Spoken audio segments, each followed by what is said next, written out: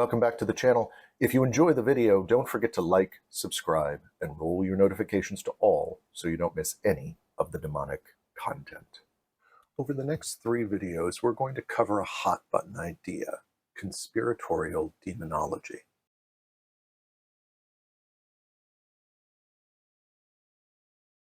To my knowledge, this isn't a common term, and I first came across it in Jonathan Sawyer's excellent article, Unhidden from Self. While Sawyer is the first one who makes use of the term, he doesn't overly define it in his piece.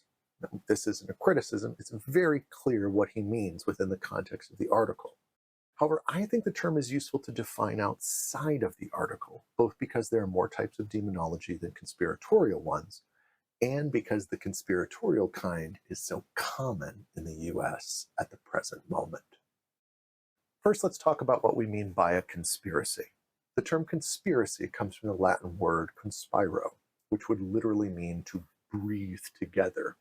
The implication of the term is people sort of putting their heads in close and whispering, though it can also be used less threateningly to act in harmony together. When we refer to demonology, we're instead relying upon 2 Greek words, daimon and logos. In the original Greek context, daimones are messenger spirits, but we eventually come to use this word to represent the evil spirits that populate the New Testament material.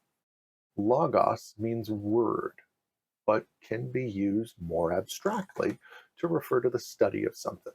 Thus, for instance, biology, bios, life, logos, the study of life, or psychology, psyche, soul, and logos, the study of the soul or the study of the mind.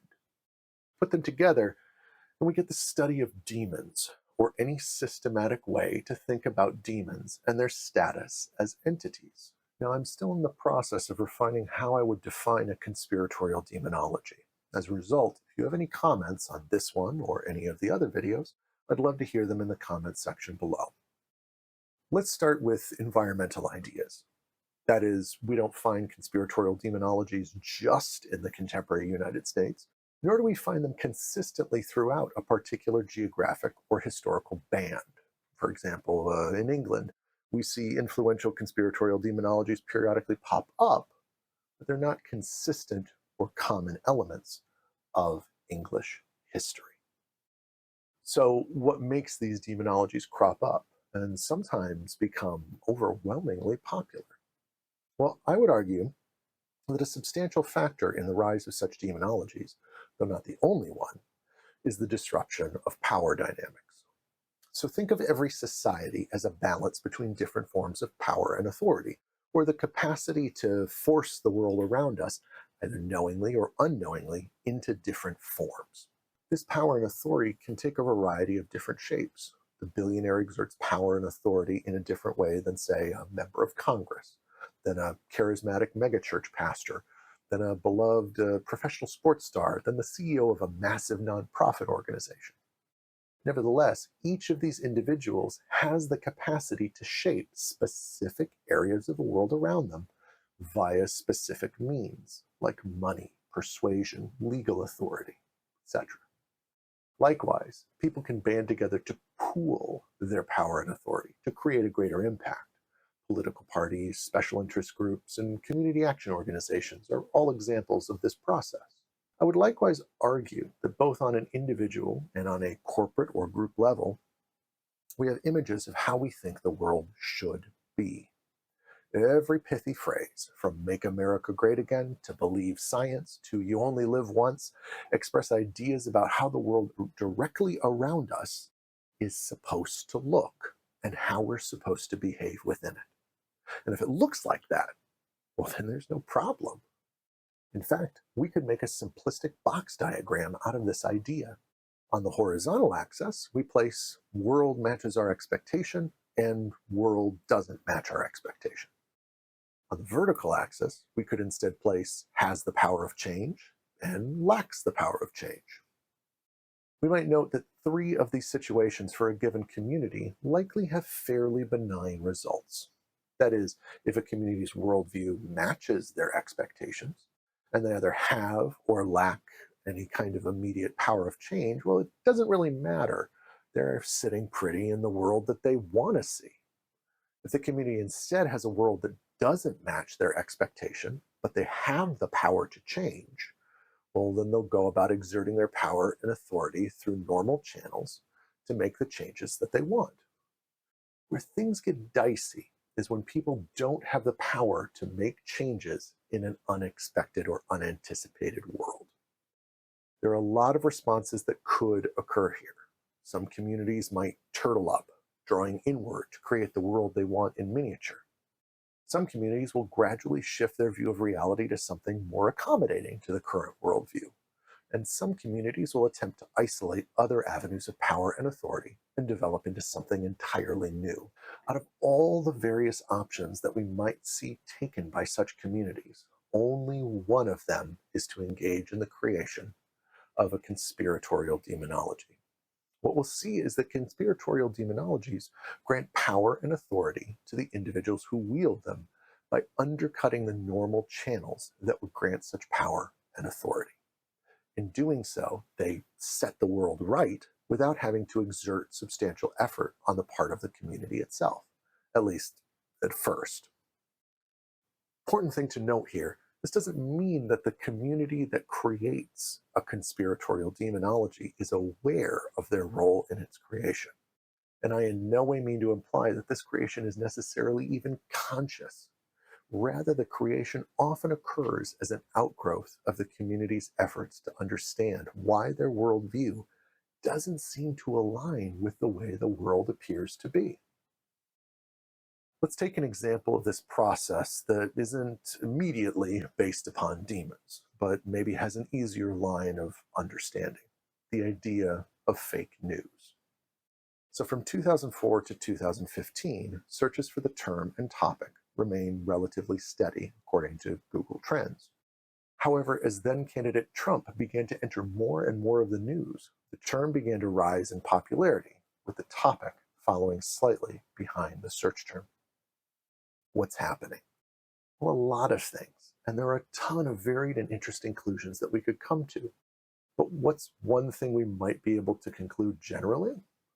Maybe that a significant subsection of America liked then candidate Trump and saw him as a significant good for the United States. By that time, web based news was already being directed to a significant degree by algorithms on platforms like Twitter. Algorithms that slowly pared away content that would be unpleasing to the user and presenting them with material that they were more likely to engage with and consume for extended periods of time. This created what we have come to call echo chambers in popular discourse. These echo chambers created a particular worldview. Of course, you can't avoid differing opinions entirely. And when this worldview was presented to those outside the echo chamber, it became clear that it was not shared by everyone. Thus, the media consumers in this case became a community whose world doesn't match our expectation. In order to change the world to meet their expectations, this community would have needed to exert a power which presumably they did not have.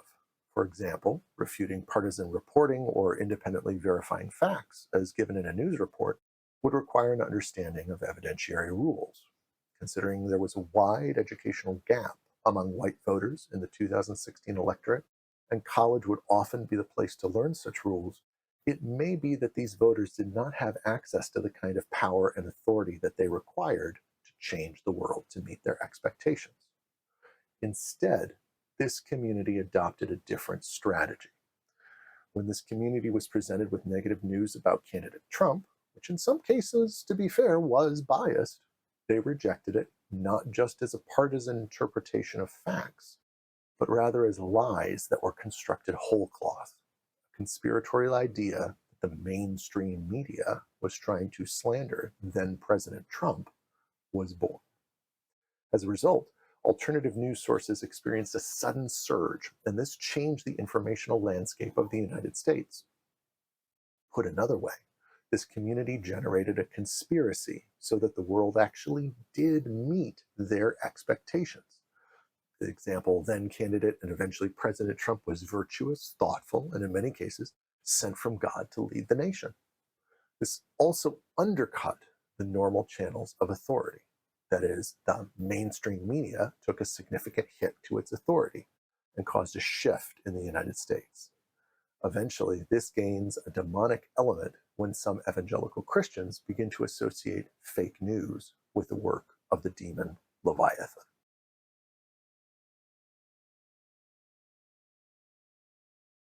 Once the dominoes start to fall, conspiratorial demonologies begin to take on some fairly clear patterns. While not all of the traits I'm about to talk about are going to be found in every conspiratorial demonology, if you find several of these within a particular way of looking at demons, you've probably stumbled upon one and should steer clear. There are also some that I would weight more significantly than others, which I'll note in the discussion.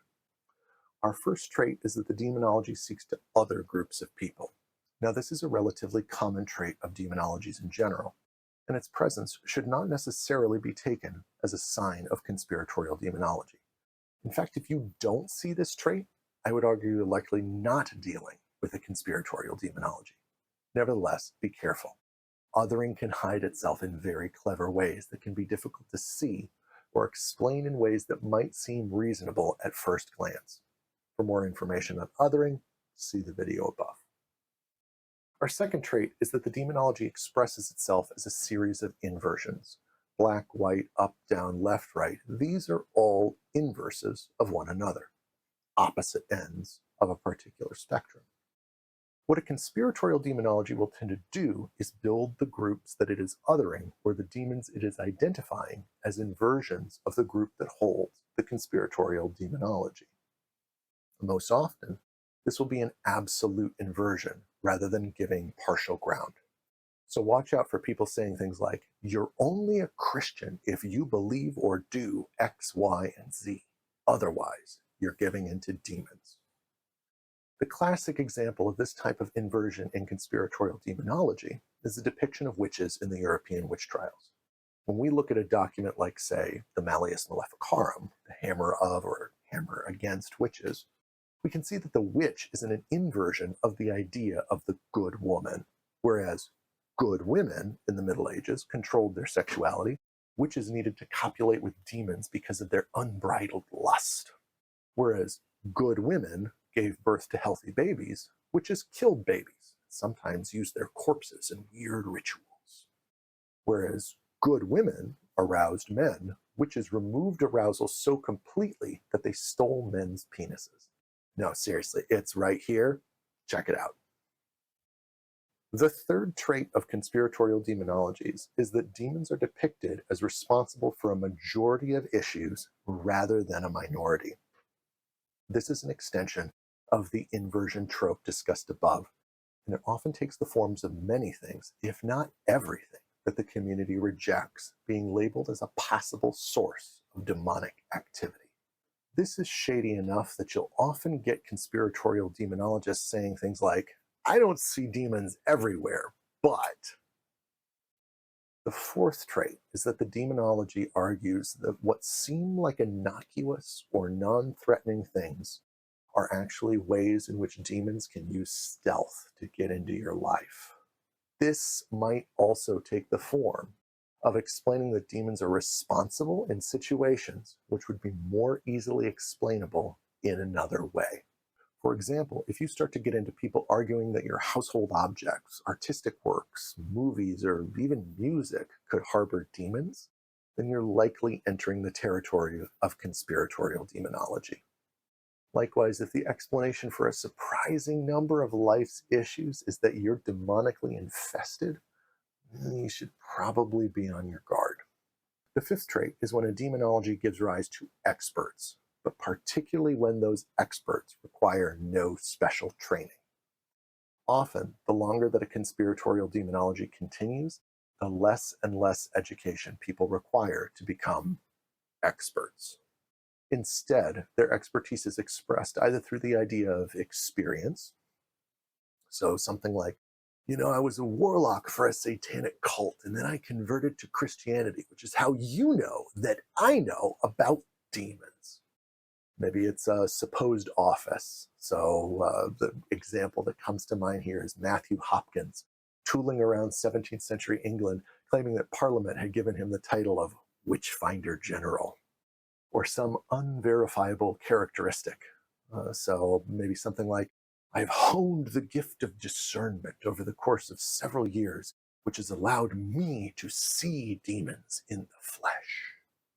It may even be that a particular conspiratorial demonology has become so common as a source of authority in a given community that people come to accept such claims without the need for any verification or any expertise, assuming instead that anyone who makes claims often understood as true should be taken as trustworthy. Finally, the sixth trait is that these experts have something to gain from frequent repetition and by making even more outlandish claims.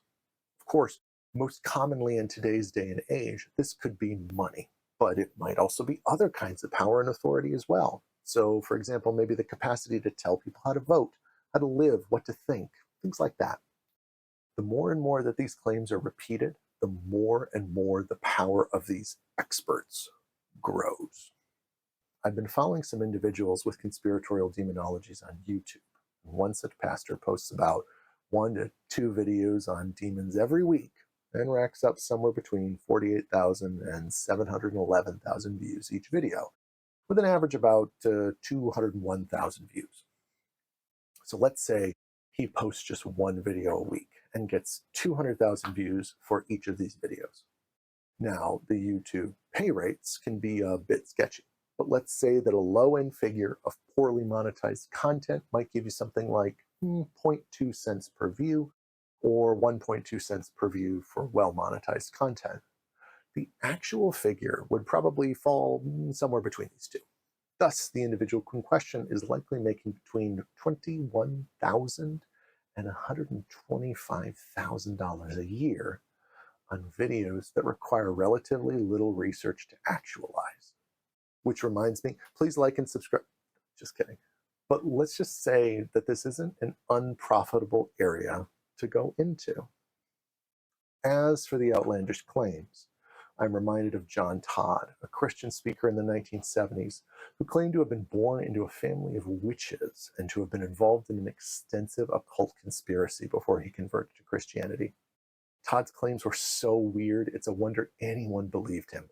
But they included things like Jimmy Carter being the Antichrist, Freemasons being part of a Luciferian Illuminati conspiracy, and having practiced magic right out of the Necronomicon, a fictitious book created by the author H.P. Lovecraft.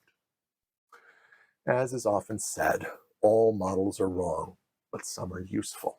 This video can't capture the specific historical, political, social, theological, all those kinds of things, the cause and depth of every conspiratorial demonology. But it is my hope that it will be of some use to you.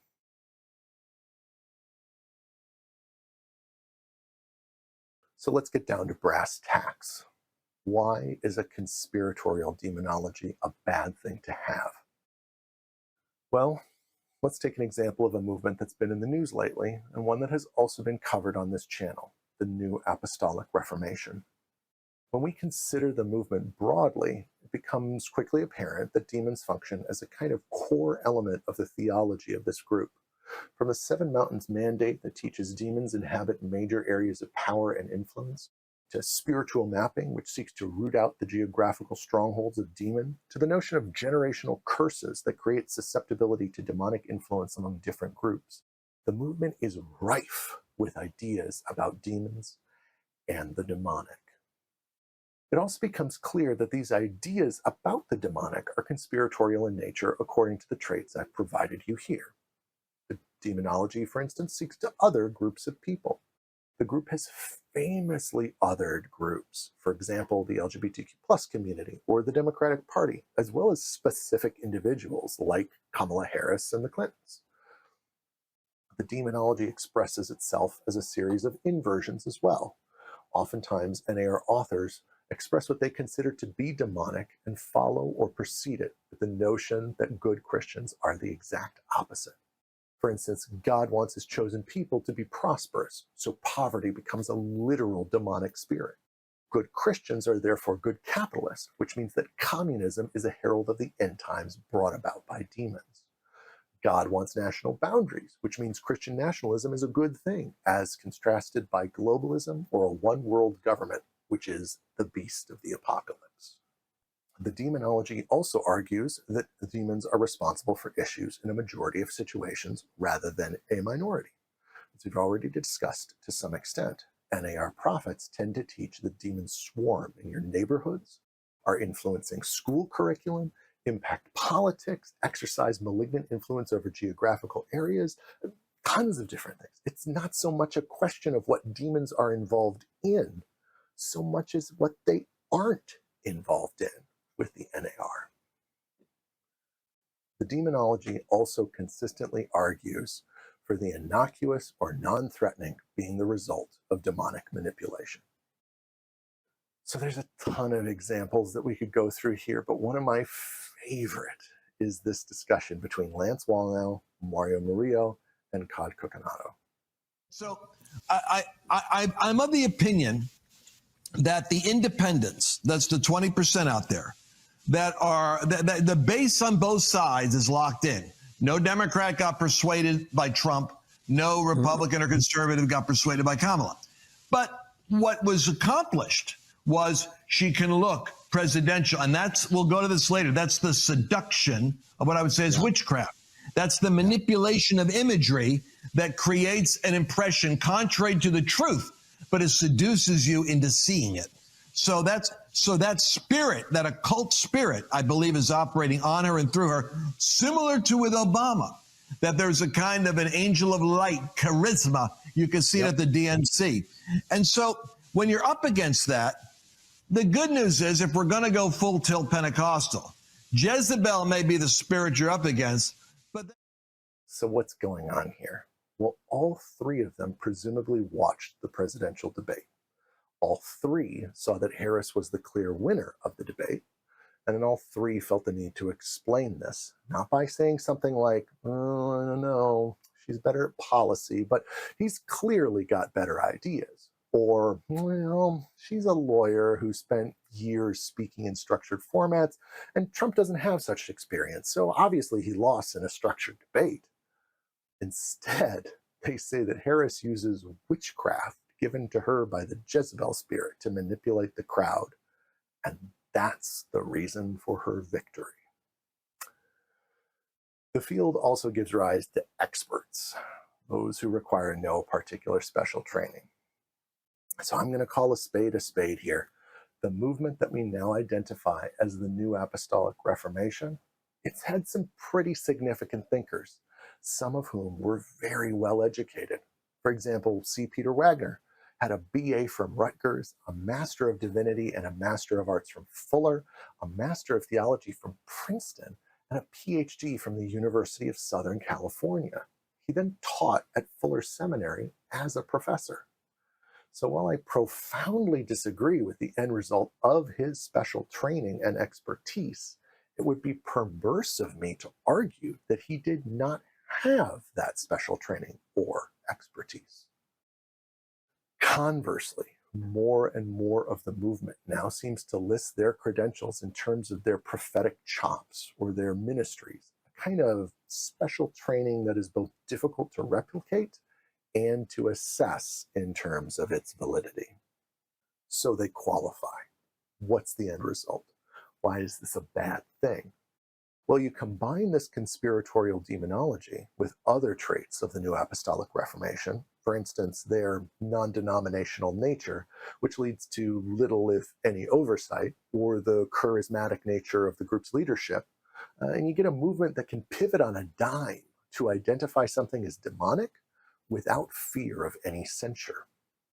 The group also doesn't shy away from suggesting that humans can align with demons both willfully and accidentally, a fact which can invite a kind of total war mentality in those who believe you. In this way, NAR members are no longer contending against differences of opinions with other human beings, or practices they consider less than ideal. They're foot soldiers in a cosmic war fought between God and the devil. And the people who believe that are willing to go to any length to win the battle, like, say, storming the Capitol on January 6th. And if you're interested in that, I'd recommend you read Matthew D. Taylor's book. This has created a horrible situation in the United States, a population of individuals who believe they are combating literal demonic entities who are responsible for all of their woes and everything they hate in the world. Then, at the drop of a hat, the people who act as their prophets can galvanize that energy and move it towards whatever ends they see fit without the need for a governing body to agree with them. And that is both terrifying and a direct result of conspiratorial demonology.